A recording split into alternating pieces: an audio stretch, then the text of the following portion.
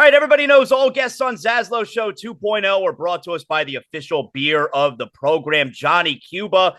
European roots of the Caribbean soul, a refreshing German lager in a can. You can purchase a six-pack of Johnny Cuba, your local Sedanos, Presidente, Winn-Dixie, Fresco y Mas. Always drink responsibly. And, of course, don't forget Johnny Cuba's mantra, stay tranquilo.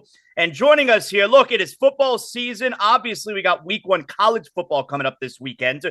But we're getting close. We're about 9 days away. Quick math, 9 days away from the start of the NFL season. Sports Illustrated senior writer Conor Orr joining us here, who goes through a very, what I imagine, exhaustive exercise where, Conor, so every season you pick every single game in the NFL season. You don't post the scores, but you put the schedule, win, loss, all that deal, AFC, NFC, all the records. How long does this take you to complete? A couple days because, once you get done, and I have some regrets with kind of how everything turned out this year, but once you get done, inevitably, and I have my editor, Mitch Goldich, kind of backstop me, I'll have one game where I give both teams a win, and then you got to go back through the whole schedule and find why you got 273 and 271 instead of 272 and 272. So it's exhausting, it's aggravating, but it is fun because I hate when people pick records and they're like, oh, well, this team's going to go 10-6 and this team's going to go 10-6. Well, some teams got to go 2-15. Some teams got to have a really bad season. And this is the only way to ferret that out, I think, properly. So you can go check it out, obviously, si.com/NFL. Conor Orr picks all the games. And let's start out. Look, we're Miami. We're a Miami sports show for the most part. So let's look at the AFC East, which I would say, Conor, has got to be one of the more polarizing predictions that you made as far as your divisions, right? Yeah, I caught wind. One of my friends sent me Chris Broussard on Fox said I was an absolute fool. So which is good. Everybody's entitled to their opinion. I realize it's controversial, but I have the Patriots winning the AFC East, and here's why. I think that every one of the other teams has a sort of fatal flaw where if it's exposed, I think the whole season goes downhill. Like the Miami Dolphins don't have a great offensive line. I think we saw Tyreek Hill not break down towards the end of last year, but when he gets tired and the physical load compounds, you can't do what you do with him at the beginning of the season at the end of the season, and that makes you a little bit less effective. We're also betting on a bunch of speed-oriented players staying healthy for an entire season, and Tua staying healthy. That's a big bet for me. A big bet for me is the Jets' offensive line, which is maybe possibly going to rely on Mekhi Becton in some way, shape, or form here, and a 37-year-old Dwayne Brown to be your left tackle, plus a 39-year-old Aaron Rodgers to be your quarterback. I think that defense is great, but I don't know. And Buffalo, how many teams do we see that have that year after year after year? They have this success, and minus Tom Brady and the Patriots, minus Patrick Mahomes and the Chiefs, are they due for just a 1-year regression? And I'm just saying that all these things are possible to hit at the same time. I mean, I remember last year picking 4 teams to have a winning record in the AFC West. I thought that division was going to be full of world beaters, and all of a sudden half those teams were, picking in the top 10 of the draft. So for folks out there who haven't checked it out yet, Conor has the Patriots winning the AFC East 10 wins, has the Dolphins an 8-win team, so actually 1 win fewer than last year. Now, as of us speaking right now, today is cut down day this afternoon. As of us speaking right now, nothing has happened. How much do you think your opinion on the Dolphins would change if they do land Jonathan Taylor later today? I think if they landed Jonathan Taylor and like Trent Williams, then I would feel a lot better about the team. But no, I mean, obviously that would make them a better team. And, I just don't know if, running backs can change the equation for me in certain situations. Like I thought the Ezekiel Elliott signing was smart in New England because it's cheap. It helps them with pass protection, and they didn't have a goal line back. And so with Miami, it's like, do you just not think that you have a number one guy right now? Are you not confident in any of the people you have as a number one guy? Is he going to be a rotational guy? Like, what is he adding to the fold uniquely And I think I'd need to see that firsthand in terms of what, why he's so coveted I by the mean, Dolphins. can you just imagine after all these years where the Patriots have Brady, the rest of the division has really been shit for 15, 20 years, And now finally, when the other three teams have right or wrong Super Bowl expectations, the Bills, the Dolphins, the Jets, and the Patriots are the team that everybody is doubting. Can you imagine what the reaction would be if it's the Patriots who still win that division? Well, I think it would be one of surprise, but I'll go back to this. They have the second best defense in the NFL last year. I think that there is a puncher's chance that they have the best defense in the NFL this year. I went to go see them at camp, and they looked really good in the preseason.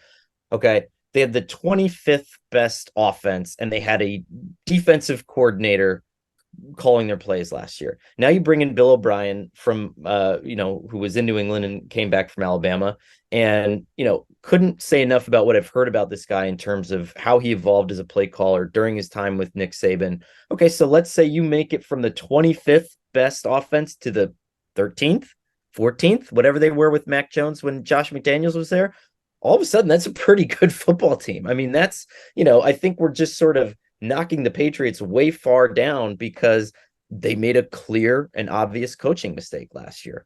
You have the Bengals winning the AFC North at a very strong 13 wins, but I'm wondering, you have the Ravens winning 11 games. So what kind of season do you believe Lamar Jackson ends up having? So I think that the Ravens and the Steelers, I noted in the online blurbs there, I could toss those up. So I had the Steelers at 9-8 and the Ravens at 11-6. I could see the Steelers at 11-6 and the Ravens at 9-8. But I do think that, having a quarterback like Lamar empowered by his offense, I mean, he mentioned that a few times this offseason where he's drawing up plays that are actually getting put into the playbook, which was a big departure from where they were with Greg Roman. And I just think that old offense got a little stale. I think it's going to be, and he's saying he's going to throw for 6,000 yards. Do I think that's going to happen? No. But do I think that they're going to be a little bit more efficient? Probably. And do I think Lamar is going to be a little less pigeonholed? Yeah. So I think that leads to an improvement, no doubt. In the AFC South, the hot pick is the Jacksonville Jaguars. But you still like Tennessee being steady and atop that division, yes? I do, because they signed DeAndre Hopkins, and I'm not saying that that's going to make them good, but the signing of DeAndre Hopkins to me indicates that Mike Vrabel thinks he can win. And if Mike Vrabel thinks he can win, I have a hard time betting against him because he's outcoached his expected wins and losses, I think, every year since he's been a head coach in the NFL. And you never know. I mean, you have a lot of these older guys, Ryan Tannehill, Derrick Henry. It could go either way, right? They could completely phase out, or you could get that one last good season out of them. And why not? Why can't we get another, 1,300 yard season out of Derrick Henry? For the Colts to win 8 games, that's obviously not a playoff team, but that would probably mean Anthony Richardson has a pretty good rookie year, right? Could be a potential rookie of the year. I think his coach could probably have a shot at coach of the year, especially after the Jeff Saturday debacle, if you juxtapose those two things. And I just think they're going to be tough. They're going to be a tough matchup. I mean, you look at him in the preseason, Anthony Richardson, and when he leaves the pocket, he looks like Derrick Henry throwing a football. And I think that's going to be tough to stop. If his body can hold up for 17 games, I would say look out. In the AFC West, you have the Chiefs winning the division, but they're not running away with it. And they're not running away with the AFC as a whole either. An 11-win Chiefs team and a 10-win Charger team. So you believe the Chargers are right there with Kansas City with a chance to win that division? Yeah, I think so. I think if Mike Williams and Keenan Allen stay healthy, I think they win the division. But, I don't know if we're going to be able to, that's a tough call, right? I think they've only played very small handful of games together over their time. But new offensive coordinator, I think Justin Herbert is going to be throwing the ball to corners of the field that we haven't seen him throw to. And they're just deep. They're deep offensively. And I think this is the year that Brandon Staley gets things rolling there. Is this the last year of Russell Wilson as a starting quarterback?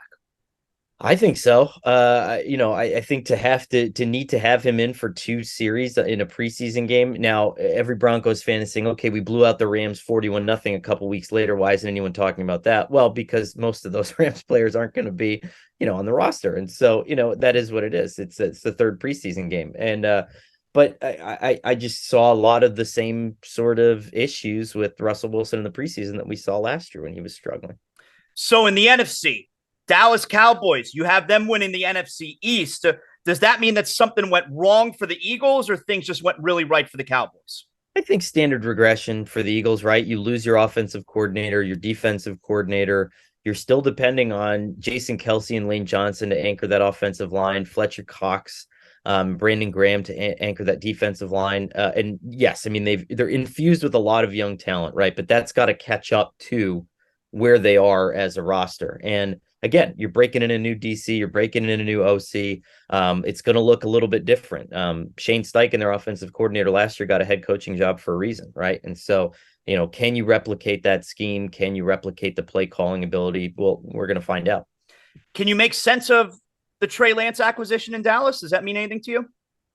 I think probably Jerry Jones, and to some degree, his staff is probably just enamored with potential. He has always taken big swings on guys. I mean, back to, Jalen Smith when he had the knee injury that almost derailed his career. I think Jerry Jones does like the high ceiling acquisitions, and this is certainly one. If you spent the time to break him in, I think it's threatening Dak Prescott in any way? No. So in the NFC North, you have Detroit winning the division, which a lot of people have. But the thing that stood out to me, Connor, was you got the Packers winning 10 games. So Jordan Love is probably having a pretty great first year as a starting quarterback with the Packers. Yeah, I really liked him in the preseason. And, you watch him and he's decisive, right? He gets rid of the ball quickly. And that's indicative of someone who understands where he's supposed to be and where he's supposed, you go back and you watch CJ Stroud or Anthony Richardson, some of these other guys, Will Levis, it takes a while for them to decide where to throw the ball. They're late on a lot of throws, but Love he's been in the NFL. He's seen the speed, he's acclimated to it. And that's a winning system. I mean, it's a good offense. So I think he'll be fine. The NFC South, which a lot of people would agree, worst division in football. So bad that you think this is one of those years where we have an under 500 team win a division in the Atlanta Falcons.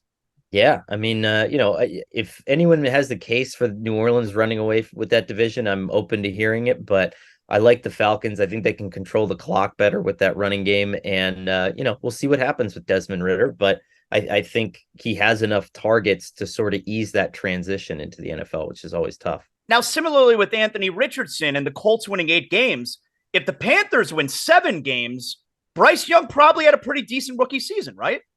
Oh, yeah. And if you look at him, I mean, he's getting crushed in the preseason from a physical standpoint. That offensive line is bad, but he's getting rid of the ball. He's evading rushers. I mean, his pure talent is off the charts. So I think he's going to have a really good year. He's got Josh McCown with him down there in Carolina coaching the quarterbacks. So I think he's in a good spot. And I think that's going to be the beginning of a pretty good run for him there.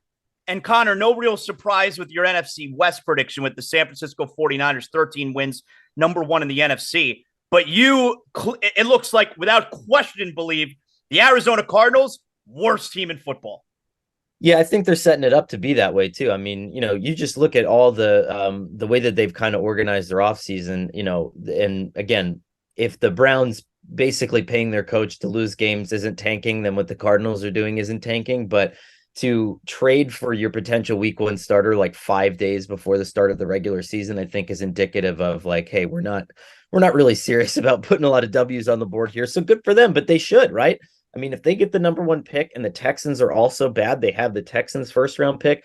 That's going to be the most single draft equity in one draft that we've probably seen in recent NFL history. They could change their franchise. Conor Orr, Sports Illustrated, senior NFL writer. Tell everybody again how they can get a hold. They can check out. You don't have the scores, but you have the entire schedule of every team, and you do the old. That's a win. That's a loss. That's a win. Tell everybody how they can check it out. Just si.com/NFL or go to your bookstore, guys, and buy the hard copy. It's in there too. Football preview issue. It's great as always. So excellent job. Thank you, Connor, for stopping by. I appreciate it. Thank you.